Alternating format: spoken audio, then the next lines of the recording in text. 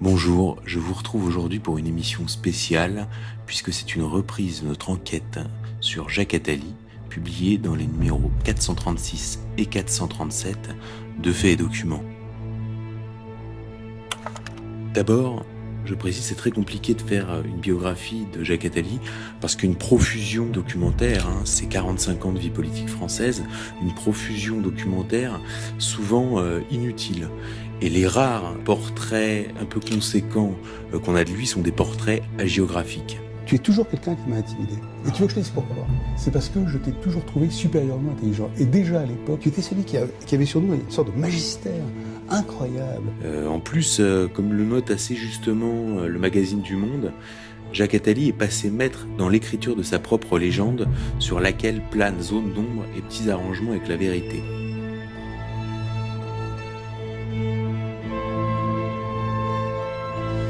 Alors, qui est Jacques Attali ? Pour le commun des Français, il fait partie de la batterie d'intellectuels qui passent à la télé. Il a deux images principales, celle du faiseur de rois et celle du prophète. Alors, faiseur de rois d'abord parce qu'il parle des politiques comme de ses marionnettes. C'est pas de la ficelle et du papier comme dans la chanson de Christophe, mais plutôt, à l'entendre, de l'argile. La Bible est un texte codé. La Bible contient le secret pour créer un être vivant à partir des lettres et d'argile, et en disant d'une certaine façon un certain message qui permet de donner vie à la matière inerte. Autrement dit, la vie, c'est la parole. Si on l'écoute, il les a tous fabriqués, de Ségolène Royal à Emmanuel Macron, en passant par François Hollande. À l'international, on le retrouve en parrain de Mohamed Ben Salman, pour qui il a coordonné le plan Saudi Vision 2030. Europe should be stronger in order to organize and to be part of a global power, and the rest of the world should also organize in order to create the conditions of a new world order. Ce qui est troublant pour beaucoup de gens, c'est que quand les Français ont voté Mitterrand en 1981, pour ceux qui ont voté François Mitterrand, ils ont voté pour le programme du CRS et de Jean-Pierre Chevènement, un programme social. Celui qui n'accepte pas la rupture avec la société capitaliste, celui-là, il ne peut pas être adhérent du Parti socialiste. Et qui ils ont découvert après l'élection ? Ils ont découvert Jacques Attali. Et quand ils ont voté Nicolas Sarkozy avec sa ligne Buisson, donc de retour à l'identité, de retour à la nation, vous avez assez de cette bande de racailles. rebelote, ils ont encore eu Jacques Attali avec sa fameuse commission dont le rapporteur fut Emmanuel Macron. Emmanuel Macron, dont Attali nous dit aussi qu'il l'a fabriqué.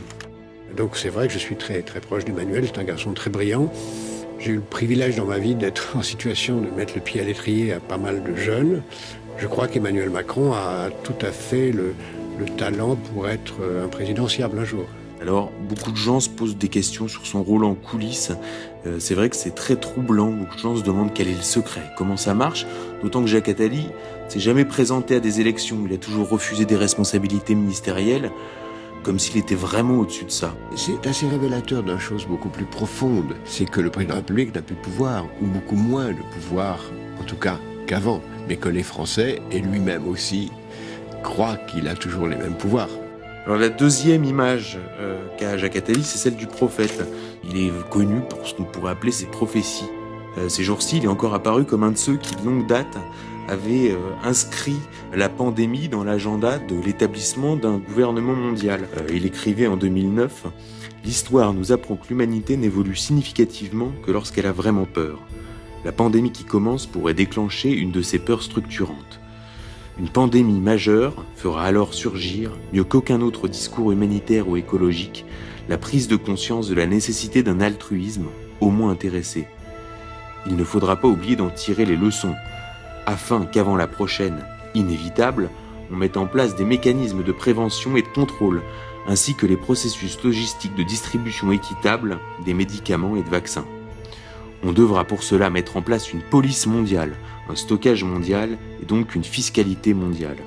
On ira beaucoup plus vite que ne l'aurait permis la seule raison économique à mettre en place les bases d'un véritable gouvernement mondial. » On a besoin de règles normales, mondiales. On le retrouve également en ce moment à la tête de ceux qui promeuvent le confinement et le vaccin, mais aussi de ceux qui prévoient l'implantation générale de puces RFID. Évidemment, pour des raisons de santé, de protection de l'environnement, de sécurité. Tout ce qu'on peut imaginer, c'est tout ce qui permettra, soit de façon positive, soit de façon inquiétante, de surveiller les gens. D'abord, on pourra mettre sous forme de bracelet, en effet, des puces RFID pour identifier les nourrissons et savoir où ils sont en permanence, pour éviter les échanges, mais ça, on sait le faire autrement. Des kidnappings ? Pour éviter des kidnappings. Le vrai luxe de demain, ce sera d'être isolable, de pouvoir s'isoler. Et la vraie liberté, ce ne sera pas d'être relié aux autres, de pouvoir leur communiquer, qui est évidemment nécessaire, mais ce sera le droit de ne pas être branché. À chaque fois, le processus est présenté comme inéluctable, toujours avec cette apparente humilité doublée d'un profond mépris, comme dirait Balzac. Mais pour comprendre véritablement qui est Jacques Attali, on va tenter de répondre à une question, une seule, la fameuse question indépassable, l'expression 68arde, d'où tu parles, camarade.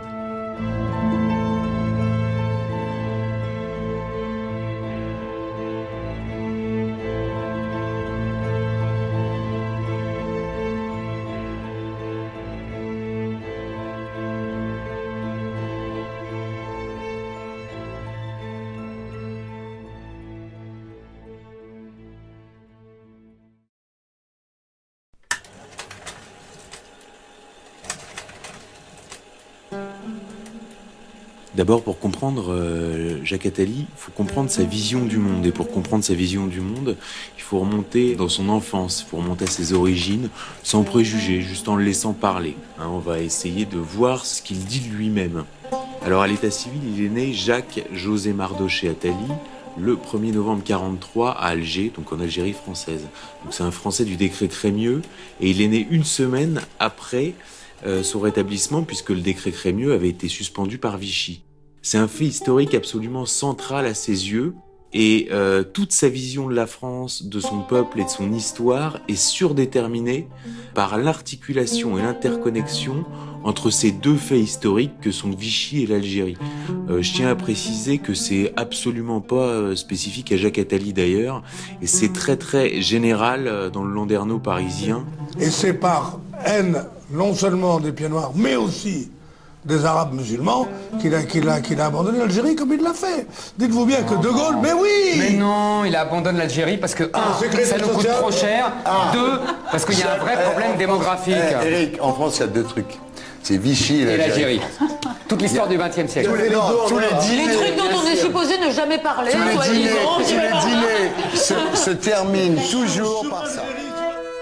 Alors justement, il vient de sortir un livre, il y a quelques mois, sur cette articulation entre Vichy et l'Algérie qui s'appelle « L'année des dupes, Alger 1943 » et qui est, en substance, une réponse à Éric Zemmour, qui lui est surdéterminé par cette séquence historique, à la différence que pour Attali, il y a une communauté de destin, si vous voulez, entre juifs et musulmans, et il considère que les musulmans auraient bien vu le décret Crémieux, qui leur aurait ouvert la voie vers la citoyenneté française, au contraire des Européens qui s'opposaient au décret Crémieux précisément pour cette raison, avec derrière l'idée que l'antisémitisme a été inoculé aux musulmans par les Européens. Les Français veulent abandonner ce décret, parce qu'ils disent, oh là là, si on accordait la nationalité aux Juifs d'Algérie, on va devoir l'accorder aux musulmans. Donc tout de suite, tout au long de la Troisième République, il va y avoir un antisémitisme extrêmement violent en Algérie, plus violent encore chez les Français, plus violent encore que en France métropolitaine. L'Algérie va être une sorte de laboratoire de l'antisémitisme.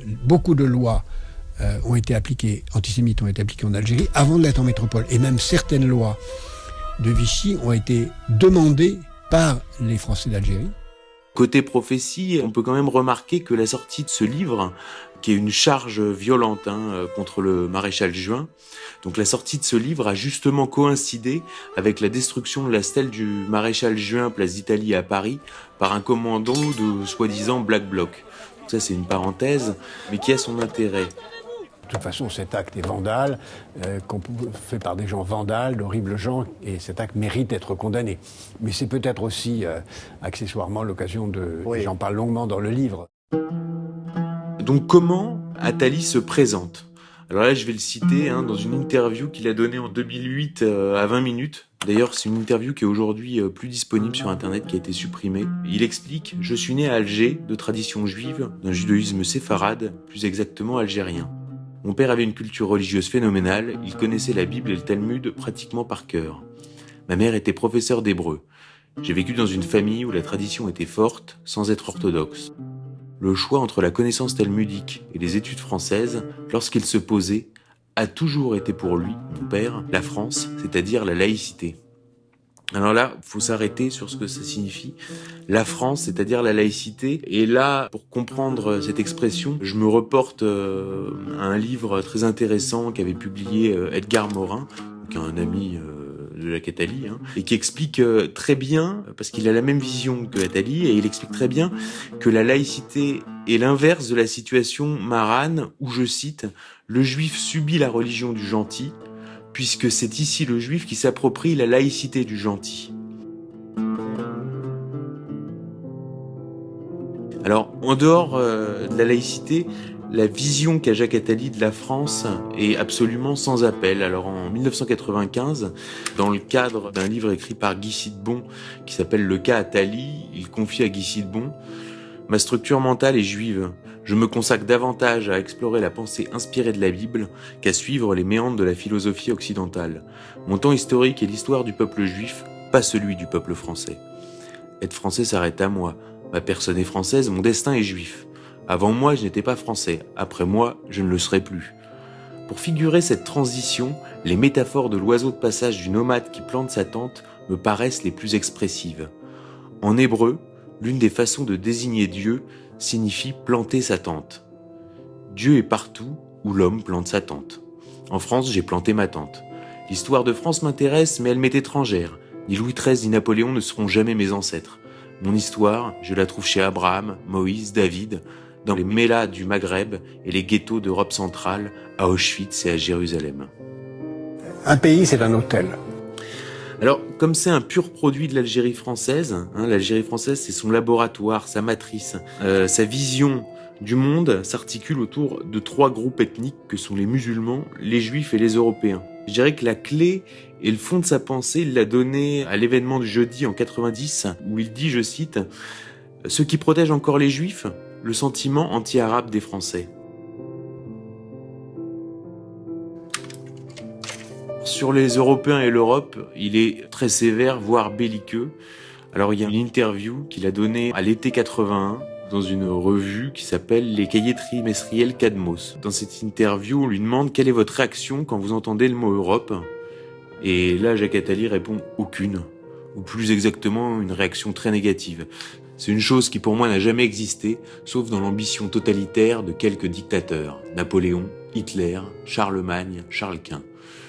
J'irais même jusqu'à dire que c'est une immense mystification politique de toute nature, à tout moment. L'Europe, ça n'a jamais existé, ça n'existe pas. Le mot lui-même est un terme dont je ne sais ni l'origine ni l'histoire. J'enseigne aux États-Unis, au Mexique, en Israël, au Brésil, en Indonésie. J'ai jamais été invité en Allemagne. La culture européenne n'existe pas. Quand on parle de culture européenne, c'est quoi ? Ce sont les massacres que les Européens ont faits au nom de leur culture. L'Europe est une invention du colonialisme européen, au sens le plus ancien du mot, qui date de Charlemagne. C'est une invention pour justifier une conquête, pour imposer un monde extérieur. Continuons sur l'Europe, puisqu'il signe 13 ans plus tard un livre qui s'appelle Europe, avec un S à la fin entre parenthèses. Et donc là, il écrit « Il faudrait que l'Europe s'accepte non plus comme un club chrétien, mais comme un espace sans frontières, depuis l'Irlande jusqu'à la Turquie, du Portugal à la Russie, de l'Albanie à la Suède, qu'elle privilégie culturellement le nomade par rapport au sédentaire, la générosité par rapport au repli sur soi, la tolérance par rapport à l'identité, bref, la multi-appartenance par rapport à l'exclusion. Les débats récemment ouverts sur le droit de vote des étrangers, sur la citoyenneté et sur le droit d'asile ouvrent la voie à ces mutations. » Donc là, on est en 1994. Je tiens à préciser ici que ça ne veut pas dire qu'il y a une tendresse particulière pour ce qu'on appelait dans l'Algérie française les musulmans. Quand il parle de l'Algérie, où il est retourné avec Mitterrand, il a décrit, je cite, un décor dont on a changé les figurants. Et en même temps, il n'a pas renoncé à une reprise de contrôle de sa terre natale. Pareil, dans l'événement du jeudi, en 97, il explique « Je ressens ce qui se passe en Algérie comme une guerre à laquelle il faut réagir par tous les moyens possibles, y compris la création de brigades internationales. Mais pour cela, il faudrait un autre gouvernement algérien que celui en place. Je suis pour une action internationale globale, conférence internationale, influence sur le gouvernement algérien et, s'il le faut, création de brigades internationales. S'il fallait prendre part dans une bataille de ce genre, sans ridicule particulier, je le ferais. »